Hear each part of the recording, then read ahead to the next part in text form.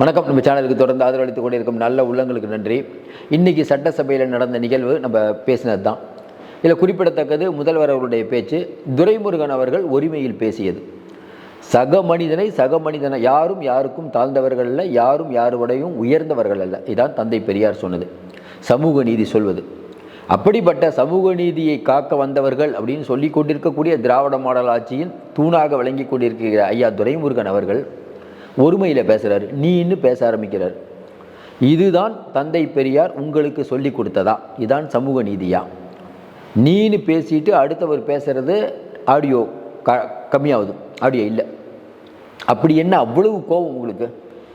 ஏற்கனவே வெளியில் பொன்முடி ஓசு பஸ்ஸுன்னு சொல்லி அப்புறம் ஒருத்தர் தலையில் தட்டுறது, இப்படி பல அமைச்சர்கள் பண்ணுவது விவாத பொருள் ஆகிட்டு இருக்கும்போது துரைமுருகன் அவர்களுடைய பேச்சு அப்படிங்கும்போது இன்றைக்கி சட்டமன்றத்தில் பேசும்போது நெடுநாள் சட்டப்பேரவையில் இருந்தவர், சட்டப்பேரவை விதிகள்லாம் தெரியும்.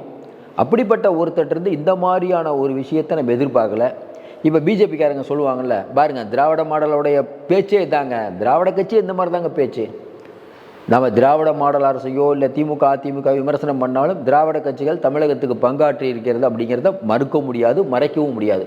கலைஞர் அவருடைய பங்களிப்பும், ஜெயலலிதா அம்மா பங்களிப்பும், எம்ஜிஆர் அவர்களுடைய பல பங்களிப்பும் திராவிட கட்சியில் ஸ்டாலின் அவர்களே சொல்லிக்கலாம். நாணய முதல்வன்லேருந்து காலை உணவு திட்டம், பெண்களுக்கான ஏதோ ஒன்று பண்ணிக்கிட்டே இருக்காங்க. நம்ம அவங்க மேலே 1000 கருத்து வேறுபாடு இருந்தாலும்.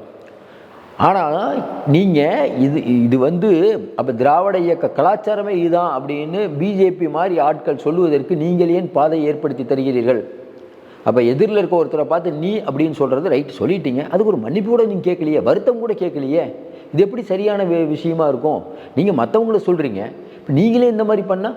இப்போ முதல்வர் ஸ்டாலின் என்ன சொல்கிறாரு? பதாகைகளை கொண்டு வந்தது தவறு, கரெக்ட். ஸ்டாலின் அவர்கள் கேட்குறது ரைட். போன தடவை இதே மாதிரி சட்டமன்றத்தில் குட்கா வரும்போது பிரச்சனையாகி உரிமை குழுக்கு அனுப்பி நடவடிக்கை எடுக்க சொன்னார்.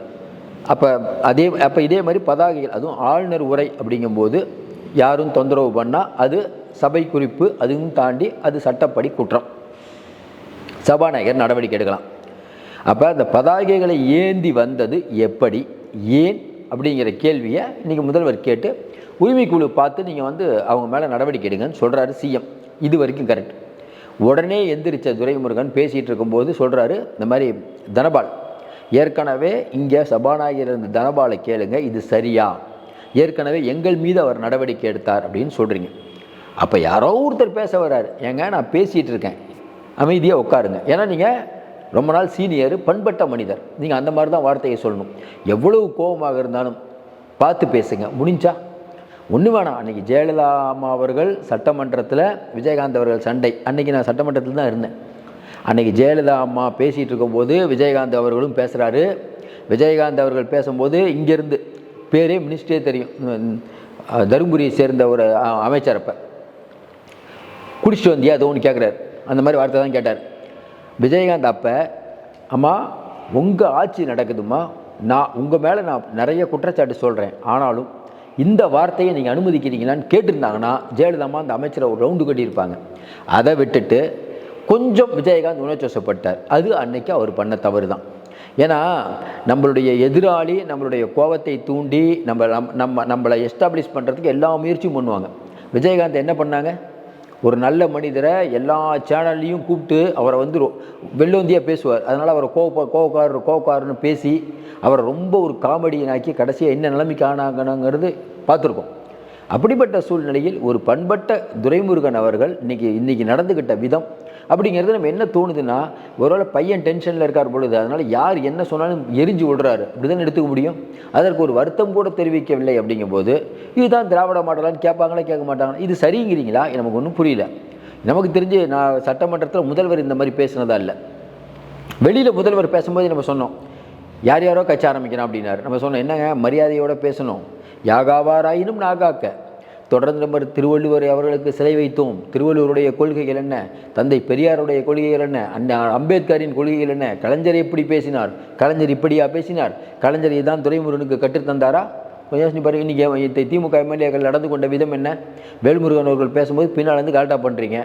இதுதான் தந்தை பெரியார் சொல்லிக் கொடுத்தாரா, உங்கள் கலைஞர் சொல்லிக் கொடுத்தாரா, இல்லை முதலமைச்சர் ஸ்டாலினுக்கு இது உடன்பாடா? ஒன்றும் புரியல. இந்த கட்டுப்பாடு திமுக வேணுங்க. திமுக என்ன நினைக்குதுன்னா, எல்லாருமே நம்ம தான்ப்பா 200பா, அதெல்லாம் யாரையும் இது பண்ண வேணாம், சொந்த கட்சியில் இருக்க முக்கியமானவங்களையும் அப்படி நினைக்கிறாங்க. அது தவறு. அது நீங்கள் நினைக்கிறீங்க எல்லாம் நல்லதே நடக்கும் நல்லதே நடக்கும்னு நினைக்கிறீங்க. பல விரோதிகள் இருக்காங்க. நீங்கள் அந்த யூடியூப்லேயும் ஃபேஸ்புக்கில் இந்த யூடியூப்பில் கமெண்ட் போடுறாங்கல்ல, இந்த ஊபிக்கள் 200 வச்சு கமெண்ட் போடுவாங்க. யாராவது திமுக பற்றி திட்டி பேசினா உடனே கமெண்ட் ரொம்ப கேவலமாக பேச வேண்டியது. ஐயோ நீங்கள் பணம் வாங்கிட்டீங்கன்னு எல்லாம் பேச வேண்டியது. அது பேசுவாங்கன்னு தெரியாமையே இருக்கும். பெரிய ஐடிவிங், திமுக ஐடிவிங் தான் பெருசு. இதில் திமுக புகழ்ந்து பேசினா வீடியோ சூப்பராக போகும், திமுக திட்டி பேசினா வீடியோவே போகாது. அதனால் நிறைய பேர் பேசாமல் இருப்பாங்க. நமக்கு அதெல்லாம் பிரச்சனை இல்லைங்க. வீடியோ நல்லா போனாலும் சரி நல்லா போகட்டும் சரி, அது நம்ம பாட்டுக்கு பேசிக்கிட்டே இருப்போம், நியாயமாக பேசுவோம், கண்டிப்பாக மக்கள் ஆதரவு இருக்கும். இந்த விஷயத்தை பொறுத்த வரைக்கும் துரைமுருகன் அவர்கள் ஒருமையில் பேசியது தவறு. கரெக்டாக ஒரு நீன்னு ஆரம்பிக்கிறாரு, நீன்னு ஆரம்பித்து கொஞ்சம் கோபமாக பேசுகிறாரு, அந்த ஆடியோ கம்மி பண்ணுறீங்க. அப்போ உங்களுக்கே தெரியுது அவர் தவறு செய்து விட்டாருன்னு. அது முடித்ததுக்கு பிறகு ஐயா நான் உணர்ச்சியில் பேசிக்கிட்டேன்னு சொல்லியிருக்கணும். அப்போ எதிரில் இருக்கவர்களை நீங்கள் என்ன நினைக்கிறீர்கள்? இதே ஒரு எதிர்க்கட்சியை சேர்ந்த ஒருத்தர் பேசியிருந்தால் எந்த அளவுக்கு பிரச்சனை, அவரை உண்டு இல்லைன்னு பண்ணியிருப்பீங்கள்ல. பழைய காலத்தில் எவ்வளோ நடந்தது. ஜெயலலிதா அம்மாவும் கலைஞர் அவர்களும் சட்டமன்றத்தில் நடந்தது விஷயம்லாம் பார்த்தீங்கன்னா, சட்டமன்ற பிரச்சனை தான். நான் அந்த சட்டமன்றத்துக்கு வந்தால் முதலமைச்சராக தான் வருவேன்னு ஜெயலலிதா அம்மா போய் முதலமைச்சராக தான் வந்தாங்க. சட்டசபையில் நடக்கக்கூடிய விஷயங்கள் பெரிய அளவுக்கு அரசியலில் மாற்றத்தை கொண்டு வந்திருக்கு. இதே சந்திரபாபு நாயுடு கண்ணீர் விட்டுட்டு போனார். நான் சட்டசபையில் என்ன அவமானப்படுத்துறீங்க, அடுத்து பாருங்கள் நான் சிஎம்மாக தான் வருவேன்ட்டு. தேவையில்லாமல் அமைதியாக இருக்கணும்னு சீண்டி விடுற மாதிரி இந்த விஷயம்லாம் பண்ணுவது திமுக அழகாது. துரைமுருகன் மாதிரி இப்போ பழுத்த பழமாக இருக்கக்கூடிய 80 வயதை தாண்டி இருக்கிறது அழகா இந்த வார்த்தையெல்லாம் வரலாமா? ஏற்கனவே உங்களுடைய அமைச்சர்கள் நிறையா பேசி அதெல்லாம் வீடியோ எவ்வளோ பெரிய பிரச்சனை. ஓசு பஸ்ஸில் போகிறீங்கிறது எவ்வளோ பிரச்சனை ஆகிடுச்சு தெரியுமா உங்களுக்கு? முதல்வரே மேடையில் அமைச்சரெல்லாம் பார்த்து பேசுங்கன்னு சொன்னார் இல்லையா?